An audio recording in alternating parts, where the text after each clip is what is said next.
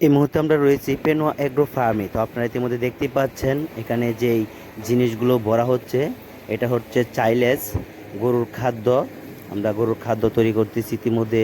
ভুট্টা গাছ ক্ষেত থেকে কেটে এনে মিশিং দিয়ে আমরা কুচি কুচি করে নিচ্ছি মিশিংয়ের মাধ্যমে। তো এরকমভাবে পড়তেছে মিশিংতে, একদম গাছগুলো আমরা আস্তে আস্তে আস্তে দিচ্ছি মিশিংয়ের ভিতরে। আর এই পাশটা দিয়ে একদম কুচি কুচি হয়ে চাইলেজ তৈরি হয়ে পড়তেছে, আপনারা দেখতেই পাচ্ছেন।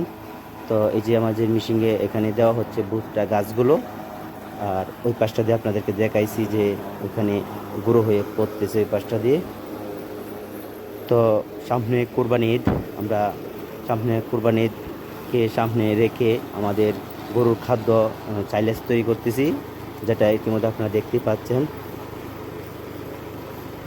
তো এটা মূলত আমাদের ক্ষেতটা অনেকটা ভিতরে। আমরা ক্ষেত থেকে গাছগুলা প্রথমে কেটে গাড়ি দিয়ে নিয়ে আসছি আমাদের সুবিধা মতো একটি জায়গাতে। এখানে এনে আমাদের এই কার্যক্রমগুলো এখান থেকে আমরা চাইলেসের মূল কাজটা করতেছি। তো আমরা এভাবে চাইলেসগুলো কেটে নেওয়ার পরে আমরা বস্তাতে পলিতে ভরবো, পলিতে ভরে বস্তাতে ভরবো, ভরে এখান থেকে আমরা হাওয়াটা টেনে নিয়ে যাব। এখানে কোনো হাওয়া থাকতে পারবে না, যেখানে আমরা চাইলেসটা যে বস্তাতে রাখবো এই বস্তাতে কোনো হাওয়া থাকতে পারবে না। একদম হাওয়াগুলো আমরা মিশিংয়ের মাধ্যমে আমরা হাওয়াগুলো একদম বস্তা থেকে টেনে নিয়ে যাব। নিয়ে নেওয়ার পরে এখানে আমরা কষ্টি বেড়াবো, তারপর বেঁধে এটা সুন্দর মতো রেখে দেব। আপনারা 5 মাস, 6 মাস, 1 বছর, সর্বোচ্চ আপনারা 1 বছর রাখতে পারবেন, রেখে গরুকে খাওয়াতে পারবেন এই চাইলেজটা। তো আপনাদের যদি কারো চাইলেজ লাগে তাহলে আমরা এখানে একটা নাম্বার দিয়ে দেবো, এই নাম্বারে যোগাযোগ করবেন। আমাদের কাছ থেকে অল্প দামে স্বল্প টাকায় নিতে পারবেন চাইলেজগুলো। তো ইতিমধ্যে দেখতেই পাচ্ছেন যে আমাদের একদম যে চাইলেসের দৃশ্যটা, এটা আপনাদের একদম ন্যাচারাল দেখিয়েছি। তো আরেকটি পর্বতে আপনাদেরকে এর আগে দেখিয়েছি আমরা ক্ষেত যেখানে আমরা ভুট্টা চাষ করেছি সেইখানের দৃশ্যটা আপনাদেরকে দেখাইছি। তো এই হলো আমাদের চাইলেসের দৃশ্য।